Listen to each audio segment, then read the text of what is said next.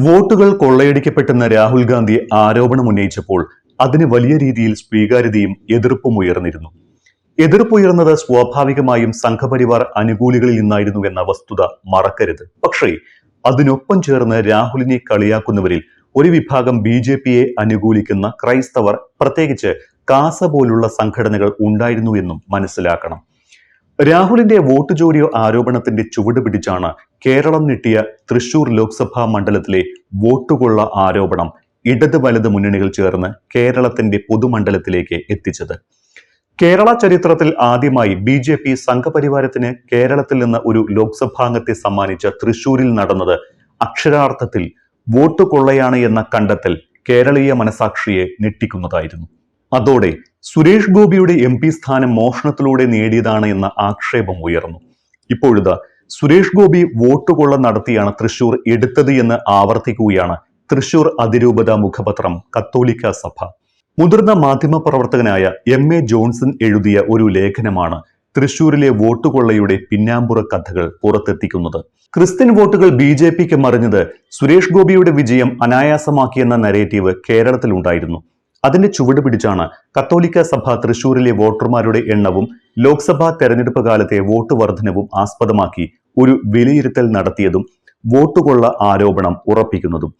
BJP നടത്തിയ ആസൂത്രണത്തിന്റെയും ഗൂഢലക്ഷ്യത്തിന്റെയും ഉള്ളുകളി തിരിച്ചറിയാൻ കത്തോലിക്ക മെത്രാന്മാർക്ക് സാധിച്ചില്ല എന്ന സ്വയം വിമർശനം ഏറ്റെടുത്താണ് ജോൺസന്റെ ലേഖനം. കാസ പോലുള്ള ക്രിസ്ത്യൻ പേരുള്ള സംഘടനകൾ കുത്തിവെക്കുന്ന വിഷം ഉള്ളിൽ പേറുന്നതുകൊണ്ടാണ് ഇത്തരം ഗൂഢസംഘങ്ങളെ തിരിച്ചറിയാതെ പോകുന്നതും അവരുടെ വലയിൽ വീണ് BJPക്ക് ക്രിസ്ത്യൻ വോട്ടുകൾ ചോർന്നു എന്ന നരേറ്റീവ് സൃഷ്ടിക്കുന്നത് എന്നുകൂടി ലേഖനത്തിൽ പറയുന്നു. ഈ വിഷബീജത്തിന്റെ ഉറവിടം തിരിച്ചറിഞ്ഞില്ലെങ്കിൽ തൃശൂരിലേതിന് സമാനമായ പല കൈപ്പിഴകളും ഇനിയും ആവർത്തിക്കുമെന്നും ലേഖനം ചൂണ്ടിക്കാട്ടുന്നുണ്ട്. ഇനി ലേഖനത്തിന്റെ പ്രധാന ഉള്ളറകളിലേക്ക് നോക്കാം. തൃശൂരിൽ മുൻ തെരഞ്ഞെടുപ്പിനെ അപേക്ഷിച്ച് 2024 ലോക്സഭാ തെരഞ്ഞെടുപ്പിൽ 1.5 ലക്ഷത്തോളം വോട്ടുകൾ വർദ്ധിച്ചുവെന്ന കണ്ടെത്തൽ നേരത്തെയുണ്ട്. 2014 അപേക്ഷിച്ച് 2019 62,000 വോട്ടുകൾ കൂടിയ സ്ഥാനത്ത് 2024 എത്തുമ്പോൾ കൂടിയത് 1,46,673 വോട്ടുകളാണ് എന്നതാണ് കണക്ക്. ഈ കണക്ക് പരിശോധിക്കുമ്പോഴാണ് വലിയൊരു ഗൂഢപദ്ധതി ഇവിടെ നടന്നതായി സംശയിക്കേണ്ടി വരുന്നത്. ഈ വർദ്ധിച്ച വോട്ടുകൾ തൃശൂരിന് പുറത്തുള്ളവരെ കൂടി കരുതിക്കൂട്ടി ഗൂഢാലോചന നടത്തി പട്ടികയിൽ തിരികെ കയറ്റിയതായിരിക്കണം എന്ന നിഗമനത്തിലാണ് ലേഖകൻ എത്തുന്നത്. ഓരോ ബൂത്തിലും 10 or 20 വോട്ട് അധികം ചേർത്താൽ പോലും ഈ പറഞ്ഞ കണക്കിലെത്താൻ വലിയ പാടുണ്ടാവില്ല. തൃശൂരിനെ തന്നെ BJPയുടെ തെരഞ്ഞെടുപ്പ് പ്രവർത്തനങ്ങൾ ഏകോപിപ്പിക്കുന്ന RSS ഇത്തരമൊരു ഗൂഢപദ്ധതിക്ക് തെരഞ്ഞെടുത്തത് എന്തുകൊണ്ടായിരിക്കാം? കൃത്യമായി പഠിച്ചു തന്നെയാകണം ആ തെരഞ്ഞെടുപ്പ് എന്ന് വ്യക്തമാകും. സാമുദായികവും രാഷ്ട്രീയവും സാംസ്കാരികവുമായി തൃശൂരിന്റെ പാരമ്പര്യം പരിശോധിച്ചാൽ ഒരിക്കലും സംഘപരിവാറിന് അവിടെ പച്ച തൊടാനാകുമായിരുന്നില്ല.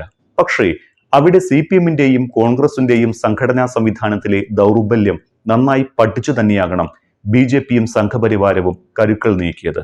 വോട്ടർ പട്ടികയിലെ കൊള്ള പുറത്തറിയാതിരിക്കാൻ കൃത്യമായ ആസൂത്രണവും പ്ലാനും അവർക്കുണ്ടായിരുന്നു. ക്രിസ്ത്യൻ പള്ളികളിലേക്കും കരുവന്നൂർ സർവീസ് സഹകരണ ബാങ്ക് തട്ടിപ്പിലെ ഇരകളുടെ വീടുകളിലേക്കും വിവിധ കോളനികളിലേക്കും സുരേഷ് ഗോപിയുടെ യാത്രകൾ ആസൂത്രണം ചെയ്തു. വെറുതെ ഒരു യാത്രയല്ല, ചില്ലറ സഹായങ്ങളും കൊടുപ്പിച്ചു. പതിയെ ഒരു മനുഷ്യസ്നേഹി എന്ന ലേബൽ സ്വയം സുരേഷ് ഗോപിയും സംഘപരിവാരവും എടുത്തണിഞ്ഞു. ഇതുവഴി സുരേഷ് ഗോപിയുടെ വിജയം ഇത്തരം പ്രവർത്തികൾ കൊണ്ടാണ് എന്ന് വരുത്തി തീർക്കുന്നതിൽ സംഘപരിവാരം വിജയിച്ചു. അതിനായി ഒരു വിഭാഗം മാധ്യമ പ്രവർത്തകരെയും സുരേഷ് ഗോപി കയ്യിലെടുത്തിരുന്നു. അവരാണ് ക്രിസ്ത്യൻ ഇടത് വോട്ടുകൾ സുരേഷ് ഗോപിയുടെ പെട്ടിയിൽ വീണുവെന്ന നരേറ്റീവ് സൃഷ്ടിക്കുകയും പാടി നടക്കുകയും ചെയ്യുന്നത് എന്ന് ലേഖനത്തിൽ ചൂണ്ടിക്കാട്ടുന്നുണ്ട്. ഇതിൽ നിന്ന് മനസ്സിലാക്കേണ്ടത് ഇത്തരം പദ്ധതികൾ ആസൂത്രണം ചെയ്യുന്ന ശക്തികൾ എത്രമാത്രം ശക്തരും സംഘടിതരും ഗൂഢലക്ഷ്യമുള്ളവരും അത് നടപ്പിലാക്കാൻ പ്രാപ്തരമാണ് എന്നുകൂടി MA ജോൺസൺ തന്റെ ലേഖനത്തിൽ പറഞ്ഞു വെക്കുന്നുണ്ട്. തൃശൂരിലെ വോട്ടുകൊള്ള ഉറപ്പിക്കാനുള്ള രണ്ടാമത്തെ കാരണം വോട്ടർ പട്ടികയിൽ കൃത്രിമം കാട്ടിയിട്ടില്ല എന്ന് BJP നേതാക്കൾ പോലും പറയുന്നില്ല എന്നുള്ളതാണ്.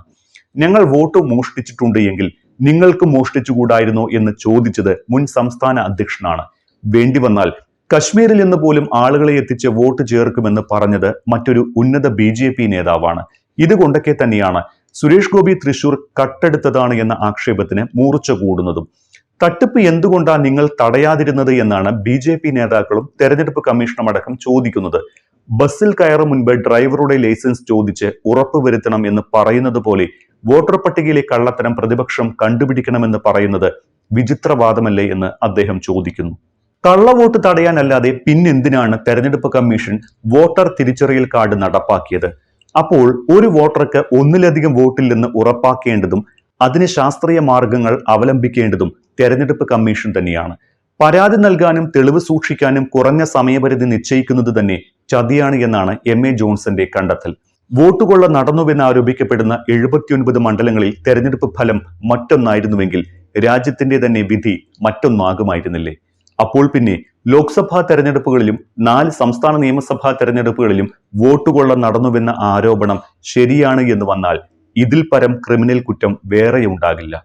വോട്ടുകൊള്ള ആരോപണത്തിന്റെ ഗൗരവം തന്നെയാണ് ലോക്സഭാ പ്രതിപക്ഷ നേതാവിനെ കൊണ്ട് ഈ വോട്ട് ചോരി ആരോപണത്തെ ആറ്റം ബോംബെന്നും ഹൈഡ്രജൻ ബോംബെന്നും വിശേഷിപ്പിച്ചത്.